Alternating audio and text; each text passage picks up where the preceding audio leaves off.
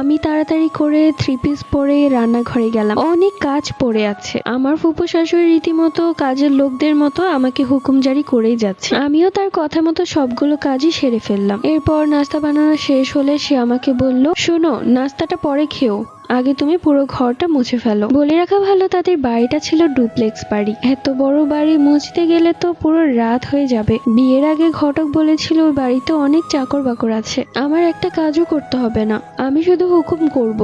কিন্তু এখন এসে দেখছি সব কাজ আমাকেই করতে হচ্ছে। যাই হোক, সত্যি বলতে আমার প্রচন্ড ক্ষুধা লেগেছিল। বিয়ের দিন বাবা মাকে ছেড়ে চলে যাব, ওই কষ্টে আমি একটুও খাইনি। কোনো রকমে মা জোর করে একটু খাইয়ে দিয়েছিল, তাও গলা দিয়ে নামছিল না। আর তারপর থেকে আমি না খাওয়া, খালি পেটে এতগুলো কাজ আমি করতে পারছিলাম না, বারবার মাথা ঘুরিয়ে যাচ্ছিল। এরই মাঝে আমার স্বামী ঘুম থেকে উঠে পড়লো এবং তিনি বাহিরে এসে দেখলেন আমি ঘর মুছছি। তখন তিনি বলল, তুমি ঘর মুছছো কেন? সালমা, রাবিয়া ওরা কোথায়?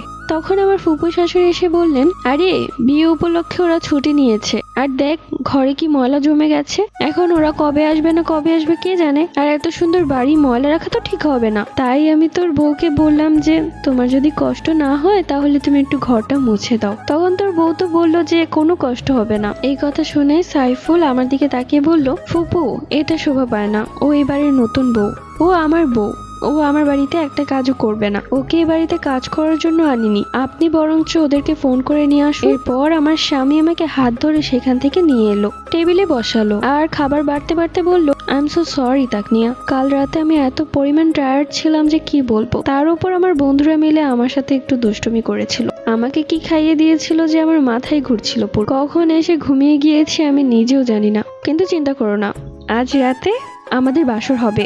এই কথা শোনা মাত্রই আমি যেন লজ্জায় লাল হয়ে গেলাম। এরপর তার সাথে খাবার খাচ্ছিলাম। আমার ফুপু শাশুড়ি এসে বারবার আমাকে চোখ রাঙিয়ে দেখছিল। আমার স্বামী একটি বারের জন্য তাকে খাবার টেবিলে বসতে বলেননি। মানুষটা বড়ই অদ্ভুত, কিছুক্ষণ আগে আমার সাথে কি খারাপ ব্যবহারটাই না করেছে, কিন্তু এখন আমার স্বামীর সামনে আমার সাথে কত ভালো ব্যবহার করছে। যাই হোক, খাওয়া দাওয়া শেষ করে আমার স্বামী বলল, কি ব্যাপার ফুপু, ফোন দেননি আপনি? ওরা কখন আসবে?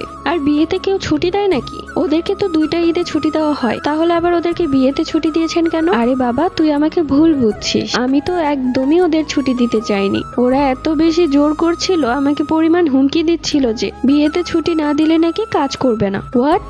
এত বড় বড় কথা? ওদেরকে ছাঁটাই করুন, বিজ্ঞাপনে দিয়ে দিন যে কাজের লোক লাগবে। আমার স্ত্রী তাকনিয়ার হাতে যেন একটু ময়লা না দেখি, আর আপনি ওকে কোনো কাজ করতেও বলবেন না, এটা আপনার কাছে আমার অনুরোধ। ফুপু শাশুড়ির চেহারা তখন একদম কালো কুচকুচে হয়ে গিয়েছিল। তিনি রাগে ফুঁসছিলেন কিন্তু মুখে হাসি ছিল। আমার শ্বশুর আব্বা উঠে আসলেন। পরবর্তী গল্প।